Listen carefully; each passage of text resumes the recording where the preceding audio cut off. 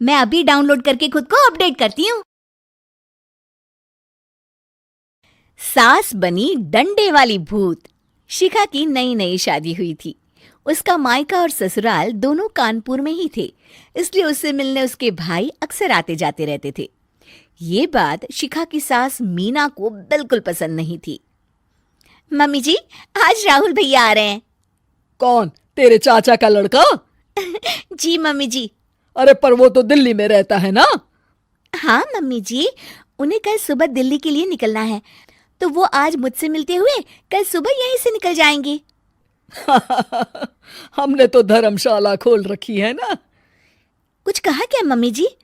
मैंने कहा हाँ हाँ, आने दे तेरे भैया को, जमकर खातिरदारी करेंगे। अब तो कुछ करना ही पड़ेगा, इससे पहले कि मेरा घर धर्मशाला बन जाए। ये कैसी बातें कर रही हो मीना? सच ही तो कह रही हूं। अभी इसकी शादी को साल भर भी नहीं हुआ और आए दिन इसके घर वाले आ धमकते हैं। अरे तो क्या हुआ, वो इसी शहर में रहते हैं तो हाल चाल लेने आ जाते हैं। इस बार मैं उनका हाल और चाल दोनों ही बिगाड़ दूंगी। अब बहुत हो गया जी। अरे ये कैसी बातें कर रही हो, हे भगवान, बस आप तो देखते जाइए। शाम को राहुल आता है। नमस्ते आंटी, कैसे हैं आप लोग? हम लोग तो ठीक है, तुम कैसे हो बेटा? मैं भी अच्छा ही हूँ आंटी। बस आज रात के बाद नहीं रहोगे। चलिए भैया, मैं आपको हमारा घर दिखाती हूँ। रात में खाने के टेबल पर शिखा, रोहित कहीं दिखाई नहीं दे रहा। जी भैया, वो ऑफिस के काम से बाहर गए हैं, कल शाम तक आएंगे। अच्छा अच्छा। बेटा, क्या तुम भूत प्रेत में मानते हो? नहीं नहीं आंटी जी, पर अचानक आपको ये ख्याल कहाँ से आ गया? पता नहीं क्यों, कभी कभी मुझे लगता है जैसे रात के समय बैठक में कोई घूमता रहता है। ये आप क्या कह रही हैं मम्मी जी? हाँ, तुम लोग घबरा ना जाओ, इसलिए मैंने आज तक इस बारे में कुछ नहीं कहा। ये आपका वहम होगा आंटी जी, ऐसा कुछ नहीं होता। हो सकता है। चलो अब मेरा सोने का टाइम हो गया है तो चलती हूँ मैं। शिखा बेटा, राहुल के सोने की व्यवस्था वहीं दीवान पर कर देना। जी पापा जी। अब चलिए भी। अच्छा, तो बैठक में सोने वाले हैं साहबजादे। क्या बड़बड़ा रही हो? कुछ नहीं, आप सो जाइए। मीना और महेश के सोने के बाद शिखा और राहुल आपस में बात कर रहे होते हैं, तभी डोरबेल बजती है। अरे आप! सरप्राइज! काम जल्दी खत्म हो गया तो मैं आज ही चला आया। ये तो बहुत अच्छा किया। देखिए राहुल भैया भी आए हुए हैं, आप दोनों का मिलना भी हो जाएगा। कैसे हो रोहित? मैं तो ठीक हूँ भैया। शिखा, मैं भी आज यहीं सो जाता हूँ, राहुल भैया से बातचीत भी हो जाएगी। अच्छा अच्छा, ठीक है।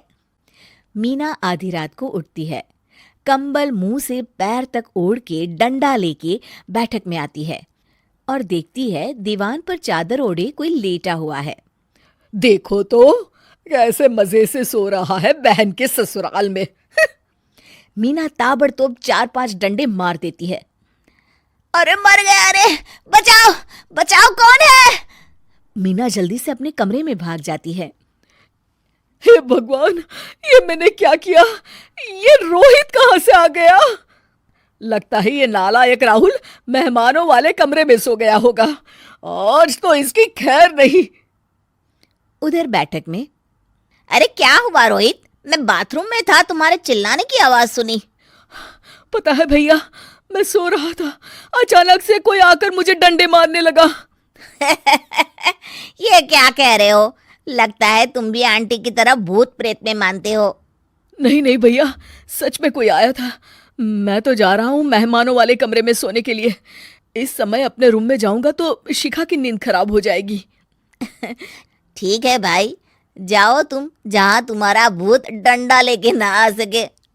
थोड़ी देर बाद मीना कंबल ओढ़ के डंडा लेकर मेहमानों वाले कमरे में पहुंच जाती है।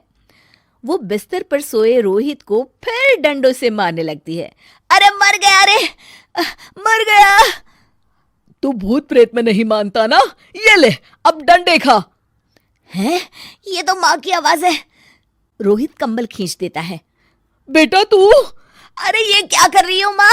मार मार के मेरा भरता बना दिया आपने। माफ कर दे मेरे लाल, मैंने तो तुझे ही मार मार कर लाल कर दिया। मैं तो उस राहुल के बच्चे को सबक सिखाना चाहती थी। राहुल भैया को? हाँ बेटा, मुझे लगा अगर उसे डंडे मारूंगी तो शिखा के मायके वाले यहाँ आना छोड़ देंगे। हे भगवान, माँ ये घर शिखा का भी है, उसके घर वाले जब चाहे आ सकते हैं। हाँ बेटा, आज मुझे भगवान का इशारा समझ में आ गया। मैं कितना गलत करने चली थी और अपने ही बेटे को चोट पहुंचा दी। अब चुपचाप जाके सो जाओ माँ, और किसी को कुछ बताने की जरूरत भी नहीं है। शिक्षा दूसरों का बुरा चाहने वालों के साथ भी बुरा ही होता है।